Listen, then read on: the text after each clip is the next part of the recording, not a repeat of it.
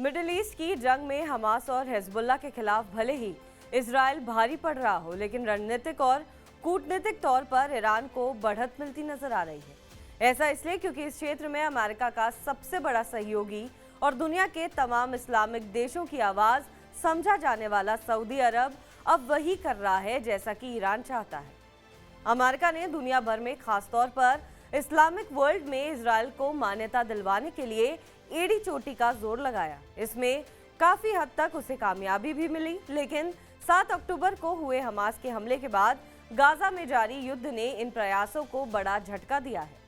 मुस्लिम जगत की आवाज सऊदी अरब ने अब न केवल इजराइल से दूरी बना ली है, बल्कि वो ईरान के साथ नजदीकियां भी बढ़ा रहा है। सऊदी अरब की ईरान के साथ बढ़ती नजदीकी का ताजा उदाहरण इजराइल के फॉर राइट मिनिस्टर बेजालेल समोत्रिच के बयान पर आई प्रतिक्रिया में देखने को मिला है, जिसमें सऊदी ने फिलिस्तीन के मामले में एक बार फिर इजराइल की कड़ी आलोचना की है। सऊदी अरब ने इजराइल के धुर दक्षिणपंथी मंत्री समोत्रिच के बयान पर कड़ी आपत्ति जताते हुए बयान जारी किया है।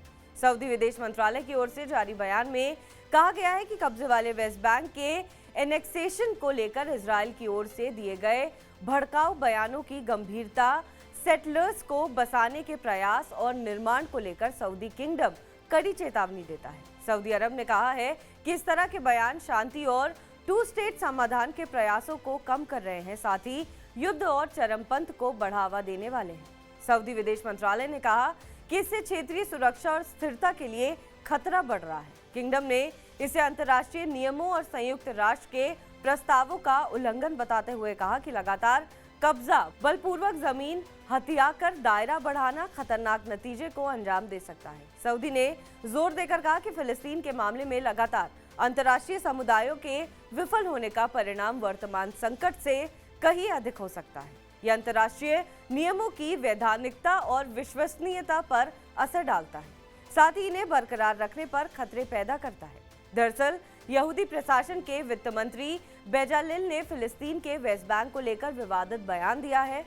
उन्होंने कहा है कि फिलिस्तीन के खतरे को खत्म करने के लिए ट्रंप सरकार का कार्यकाल एक अवसर है। उन्होंने वेस्ट बैंक में अवैध इजरायली कब्जे वाली बस्तियों को अब इजराइल में एनेक्स करने की तैयारी के निर्देश दिए हैं। ऐसा करने से वेस्ट बैंक के जिन इलाकों पर इजराइल का कब्जा है, उन पर इजरायली कानून लागू हो जाएंगे और यहां मौजूद किसी भी फिलिस्तीनी को बेघर करके उनके घरों में यहूदियों को बसाया जा सकता है।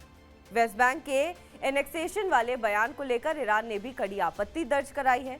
ईरान के विदेश मंत्रालय के प्रवक्ता ने स्मोत्रिच के बयान को आक्रामकता के जरिए यहूदी शासन के भेदभावपूर्ण विस्तारवादी व्यवहार का स्पष्ट संकेत बताया है। उन्होंने कहा है कि यहूदी राष्ट्र का निर्माण और विस्तार फिलिस्तीनी जमीन पर कब्जा कर लिया गया है। इसके लिए लाखों फिलिस्तीनियों की हत्या की गई है और जबरन उन्हें विस्थापित किया गया है। ईरान ने बीते 76 सालों के इजरायली शासन के व्यवहार को फिलिस्तीनियों के नरसंहार और फिलिस्तीन को मिटाने के विस्तृत प्लान का हिस्सा बताया है। ईरानी विदेश मंत्री के प्रवक्ता ने कहा कि इजरायल ने बीते कुछ सालों में अपने इस एजेंडे को सबसे बर्बर तरीके से लागू करने की कोशिश की है।